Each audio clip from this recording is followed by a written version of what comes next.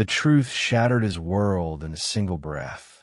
His wife, his best friend, a betrayal so deep it burned away everything he thought was real.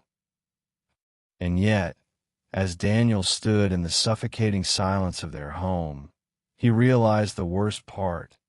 This wasn't sudden. It had been unraveling for years, right in front of him.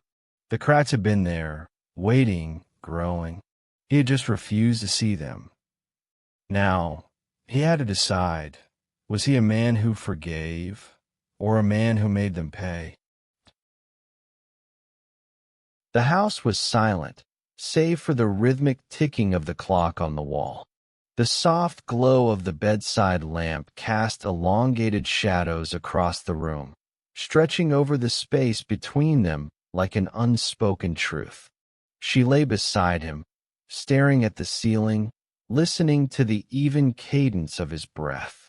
Once, she would have curled into his warmth, sought comfort in the steady rise and fall of his chest. Now, there was only distance, a vast, invisible chasm that neither of them dared to cross. Daniel stirred beside her, shifting slightly, his body turning away. She closed her eyes, feeling the weight of absence even as he lay just inches from her. How had they come to this? When had their nights become so quiet, their touches so absent, their words so mechanical? There was a time when their passion had been a fire, untamed, consuming. Now, it was nothing but embers, glowing faintly beneath layers of routine and resignation. She tried to recall the last time he had looked at her the way he used to, with hunger, with need. The memory was faded, blurred at the edges like an old photograph left too long in the sun. She missed him. But more than that, she missed the way she used to feel in his arms, alive, desired, seen. Rolling onto her side, she reached out, her fingers brushing the fabric of his sleeve. He didn't stir. A sigh escaped her lips, barely more than a whisper. She wanted to wake him, to shake him, to ask him if he felt it too, the growing void between them. But she already knew the answer. It was in the way he kissed her absent-mindedly before leaving for work, in the way their conversations skimmed the surface of things, never daring to go deeper. Outside, the wind howled against the windows, a lonely sound. She turned onto her back again, staring at the ceiling. The cracks in their life had been forming for years. She had simply chosen not to see them, until now. It had started as nothing, a fleeting moment, a glance held a second too long. But now it consumed her. Brian had always been there, woven into the fabric of their lives like an extension of her husband. He was Daniel's closest friend, a familiar presence at dinners, holidays, casual gatherings. But that evening, something shifted. She had felt it in the way his eyes lingered, the way his laughter curled around her like warm silk. And when their fingers brushed, just for a moment, a current shot through her, awakening something she had long buried. Now, standing beneath the cascade of hot water, she closed her eyes, her breath uneven. She wanted to forget the way her skin had burned under his gaze, the way her pulse had quickened when he leaned just a little too close. But the thoughts refused to leave her, swirling in her mind like smoke, filling every empty space. Her hands moved absently over her body, and she imagined they weren't hers. She imagined his touch instead, rougher, bolder, his fingertips tracing the same path, igniting the fire her husband had long since let smolder into embers. A sigh escaped her lips, her body betraying her resolve, succumbing to the fantasy she could no longer suppress. She hated herself for it, for the way she ached for something forbidden, for the way she had begun measuring Daniel's touch against a ghost that had never truly been hers. Guilt pressed against her ribs, but desire drowned it out, whispering of a hunger she could no longer deny. By the time she stepped out of the shower, her body was sated, but her mind was restless. The mirror reflected back a woman she barely recognized, flushed cheeks, swollen lips, darkened eyes clouded with longing. She gripped the edges of the sink, breathing deeply, willing herself to stop. But it was already too late. The spark had caught, and she feared there was no stopping the fire it would become. It hadn't happened all at once. It was a slow, quiet thing, like water wearing away stone, drop by drop, year by year. She could remember the first time she truly noticed Brian, not just as Daniel's friend, but as something else, something more. It was a late autumn evening, years ago.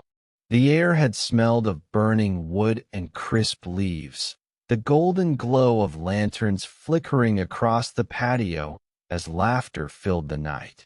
Brian had been standing just off to the side, his hands tucked into his pockets, watching her with an intensity that made her shiver despite the warmth of the fire. Over the years, their moments together had been small, insignificant to anyone who wasn't paying attention. The way his gaze would linger a little too long, the way he would lean in when she spoke, his focus entirely on her, as if no one else in the world existed. The way her pulse would quicken when he was near, a traitorous thrill rushing through her veins at his nearness. It was nothing, she had told herself. Nothing but a harmless, foolish fantasy. But fantasies didn't make her breath hitch when he brushed past her in the hallway. Fantasies didn't leave a heat lingering on her skin long after he was gone. Now, she sat at the kitchen table, staring into the dark abyss of her untouched coffee. The house was quiet, the air thick with something unspoken. She told herself to stop, to push the thoughts away, to focus on Daniel, on the life they had built, on the love that had once been enough. And yet, Brian's voice echoed in her mind, the rich timbre of it sending a shiver down her spine. His scent, woodsy, dark, unmistakably him, still clung to the edges of her memory. She closed her eyes, gripping the edge of the table, willing the longing to pass. But it only grew heavier, sinking deep into her bones, an ache she could no longer ignore. The house was too quiet. No children's laughter, no distant hum of Daniel's voice. Just silence, thick and waiting. Brian stood in the doorway, his frame filling the space, his presence shifting the air. She had called him over to help with the broken cabinet, an innocent excuse, a threadbare justification for the inevitable. Now, as he stepped inside, the door clicking shut behind him, she felt it, the shift, the crossing of some invisible threshold. He moved past her, the scent of him, wood smoke and something darker, richer, filling her lungs. She swallowed hard, watching as he set down his toolbox, as if this were just another ordinary visit. But it wasn't. It couldn't be. Their eyes met, and everything stilled. "Where's Daniel?" he asked, voice low, careful. "Out of town," she answered, her voice barely above a whisper. A beat of silence. A choice unspoken, already made. The space between them vanished in an instant. He was on her, hands threading into her hair, lips crashing against hers with years of restrained hunger. She gasped into his mouth, fingers clutching at his shoulders, pulling him closer, needing more, needing everything. His hands roamed, tracing the curve of her waist, the dip of her spine, igniting shivers in their wake. He lifted her, pressing her against the cool kitchen counter, his body a furnace against hers. The sharp intake of breath, the whispered name, the way his lips traveled down her neck. She felt everything, drowning in the tidal wave of him. "This is wrong," she panted, even as her body arched into his touch. "I know," he murmured against her skin, his breath searing. "But I can't stop." Neither could she. The world outside ceased to exist. Only the heat, the frantic rhythm of their bodies, the way they fit together like they had been made for this. And with that, the line was crossed, and there was no turning back. The room was bathed in the golden glow of the setting sun, shadows stretching across the tangled sheets. The air was thick with the scent of sweat and longing, of skin pressed against skin in a desperate attempt to hold onto something fleeting. She lay beside him, her chest rising and falling in time with his, her fingers still tracing lazy patterns along his arm. Brian turned onto his side, his gaze heavy, filled with something deeper than just desire. "We can't keep doing this," he murmured, but his hand betrayed him, sliding along the curve of her hip, pulling her closer. She shivered, pressing her forehead against his, inhaling the scent of him, woodsy, masculine, intoxicating. "I know," she whispered back, but when he kissed her again, slow and lingering, she melted into him, letting the guilt slip away, if only for a moment. Every time, they told themselves it would be the last. And yet, here they were, tangled in sheets and stolen time, hearts racing against the inevitable. The reality of their choices hung over them like a storm on the horizon, but the pull between them was impossible to resist. A bead of sweat trailed down her spine as his hands explored her body with a reverence that made her tremble. She gasped when his lips found the hollow of her throat, her body arching instinctively to meet him.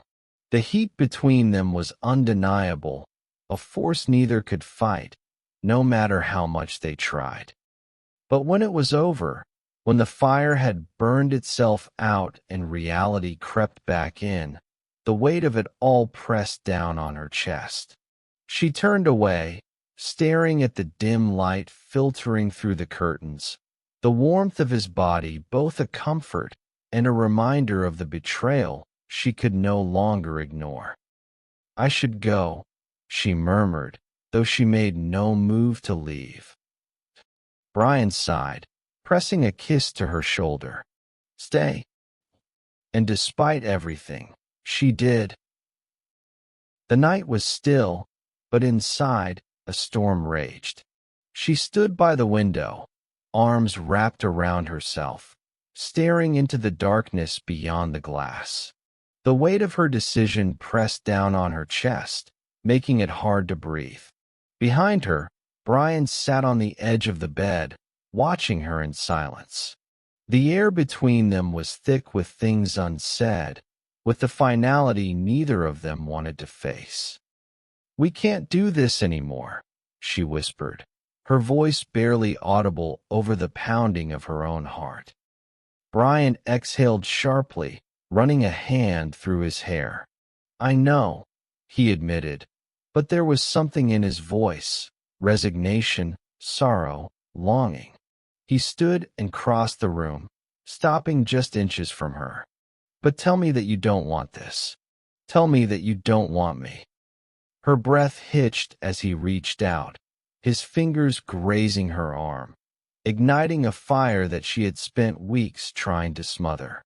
Every nerve in her body screamed at her to give in, to surrender to the warmth, the safety, the passion she had only ever known with him. But she couldn't, not anymore. Tears welled in her eyes as she shook her head. "It doesn't matter what I want." Her voice cracked, and she forced herself to step back, breaking the connection between them. "We're destroying everything." Brian clenched his jaw, his hands fisting at his sides. "So this is it." His voice was rough, wounded. She nodded, unable to speak. Silence stretched between them, heavy and unbearable. Then, without another word, he turned and walked toward the door. He hesitated for only a second before stepping through, leaving her standing there, shattered. The moment the door clicked shut, she crumpled, pressing a trembling hand to her lips. The ache in her chest was unbearable, but she had made her choice. And now, she had to live with it. The words sat heavy on her tongue, a weight she could no longer carry. The house was quiet, too quiet. The ticking of the clock, the distant hum of a car passing outside, the rhythmic rise and fall of her own breath. Everything felt unbearably loud in the silence that stretched between them. Daniel sat across from her, his brow slightly furrowed, unaware of the storm about to crash over them. He had always been steady, unwavering, the foundation upon which she had built her life. And now, she was about to break him. "I need to tell you something," she whispered, her voice trembling. He set his book down, his eyes searching hers, sensing the unease radiating from her. "What is it?" Her fingers twisted in her lap, nails digging into her palms. Her throat was dry, her heart pounding so loudly she feared it would drown out her words. Her voice caught, and she forced herself to meet his gaze. "I made a mistake. A terrible mistake." Something shifted in his expression, curiosity darkening into something heavier, something wary. "What kind of mistake?" His voice was calm, but she could hear the undercurrent of tension. A tear slipped down her cheek. There was no easy way to say it. No way to soften the blow. "I was with someone else." Silence. The room, the world, seemed to stop. Daniel didn't move, didn't blink. His face was unreadable, but she saw it. The moment her words sliced through him, the moment realization settled deep into his bones. When he finally spoke, his voice was quiet. "How long?" Her breath hitched. "Months." He let out a slow, shaky exhale, running a hand over his face. "And now it's over?" "Yes," she choked out. "I ended it." He nodded, staring past her, into something she couldn't see. Then, after what felt like an eternity, he stood. "I need time." She watched him walk away, the space between them now an unbridgeable chasm. And she knew nothing would ever be the same again. The house no longer felt like home. It was just walls and silence now, filled with ghosts of laughter and love that felt like they belonged to another life. The air between them was thick with words left unspoken, with pain neither of them knew how to mend. Daniel sat at the kitchen table, fingers wrapped around a coffee cup that had long since gone cold. Across the room, she moved with careful hesitation, as if afraid to break the fragile truce between them. They existed in the same space but lived in different worlds now, separated by betrayal, by regret, by the unbearable weight of what had been lost. He wanted to hate her. He wanted to scream, to rage, to demand why. But the truth was, he already knew. And that was the part that hurt the most. Somewhere along the way, he had stopped seeing her. He had let the routines of life dull the brightness in her eyes, had mistaken comfort for love, had assumed she would always be there, waiting. He had built a life for them, but in doing so, he had forgotten to live it with her. And now, someone else had stepped into the space he had left empty. His jaw tightened as the familiar sting of betrayal burned in his chest. It wasn't just his wife who had betrayed him, it was Brian, his best friend, the man he had trusted beyond all others. The pain of that realization was a wound that refused to stop bleeding. He glanced up at her then, at the way she clutched the counter as if it were the only thing holding her upright. Her eyes were red-rimmed, dark with guilt and sorrow. "I never wanted to hurt you," she whispered, her voice barely audible. For the first time since her confession, he believed her. But it didn't change the fact that she had. And he didn't know if he would ever be able to forgive her. The air between them was heavy, thick with words neither had dared to say until now. They sat across from each other in the dim glow of the living room, the weight of their broken love pressing down on them like an unspoken force. The house, once filled with warmth, now felt like a battlefield, one where both had lost. Daniel finally broke the silence. "Was I never enough for you?" His voice was quiet, raw, and laced with something fragile. She swallowed hard, the question cutting through her like a blade.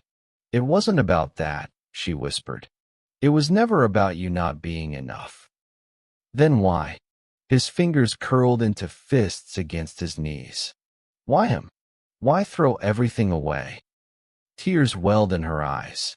"Because I felt invisible. Because somewhere along the way, we stopped seeing each other. I stopped feeling like I mattered to you." His jaw tightened, and for a long moment, he said nothing. He wanted to argue, to tell her she had always mattered. But deep down, he knew the truth. He had been so consumed with work, responsibilities, everything but her. He had taken their love for granted, never once considering that she might be drifting away until she was already gone. "I should have seen it," he admitted, voice barely above a whisper. "I should have paid attention." She wiped at her tears, shaking her head. "It doesn't excuse what I did. I broke us, Daniel. I don't know if we can fix this." He exhaled slowly, his gaze searching hers. "Do you want to?" Silence stretched between them. Then, with trembling hands, she reached for his. "Yes." A long pause. Then, for the first time in what felt like forever, his fingers closed around hers. It wasn't forgiveness. It wasn't healing. But it was something. And maybe, just maybe, it was a start. The weight of her decision sat heavy in the air. She had rehearsed the words over and over, but now, as she faced him, they felt impossible to say.